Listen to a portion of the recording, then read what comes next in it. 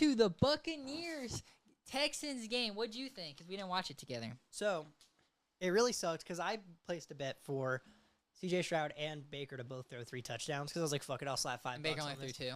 Well, no, so in the first quarter and a half, Baker had 2 and C.J. Stroud had 1. Yeah, that was all CJ. And I was like, hey, let's go. Like, my bet might hit. And it was 14-10. And I know this because I was bowling with Mom, and she kept asking me what the score was.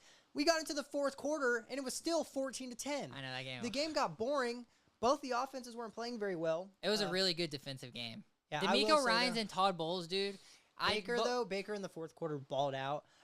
Nothing gets me more hype than when it's 3rd and 10 or 4th and 10 and everything's covered and Baker, this 6-foot white guy, dude, just runs like he's not even moving that fast, but he's so fast, so fast. I can't tell if he's fast or if he's just so small that it looks like he's moving fast. Yeah, his legs are moving quick. And dude, when he shot up talking shit. No, me and Annie were dying laughing. So what's so funny is when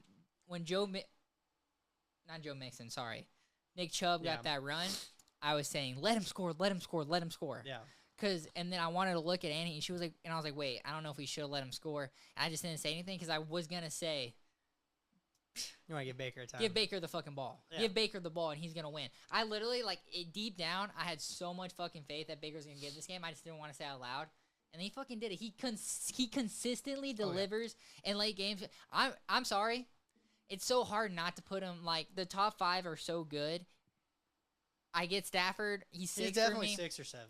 I'm maybe 5. I mean, Joe Burrow's out, so Baker sneaks up a little bit. I mean, yeah, but I'm not gonna. But he's Joe Burrow. I'm not gonna say Joe Burrow's not in the top 4 because he's injured. He's Joe Burrow. But I'll say I want to see more from Baker, early because I feel like we saw something similar. The Texans have a good game. defense, dude. Their defense and both of our tackles were hurt against Will Anderson. I agree, and y'all are dealing with injuries. But I'm saying if Baker is a top 6 quarterback, I want to see more from him early in these games. What do you mean? He balled out early these games.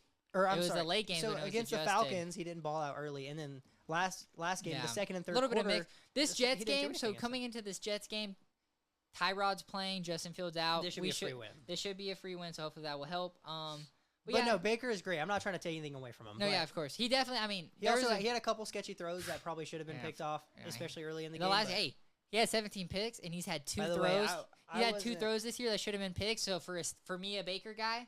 Hey, he has no turnovers in the first years. He could win MVP. I'll say I wasn't a fan of the Egbuka pick, but he's balling. I know, but and when y'all get Chris Godwin back, with Servassier Dennis, he's number 8. He's our other linebacker. He's so garbage. Open field tackling. He's a great run tackler as a linebacker. Now, I wanted y'all to take Jahad Campbell. But yeah, dude, the fact that he got to go to Philly pisses exactly me off. Him in our defense right now would help us so much. But I do want to say, Todd Bowles, you called a great game last game. 3rd down. Let's cover the middle of the field a little bit more on 3rd and long because we're consistently, when we get lucky on a 1st down, Todd Bowles is probably the best 2nd down play caller in the NFL. He's so good on 2nd down, but then 3rd down, he's licking his lips, busting his chops, ready to send a max out blitz, and it's like, yo, all you need. It kind of worked. I mean, especially against a team like the Texans. I mean, we talked a lot about the Bucs. Let's talk about the Texans a little bit.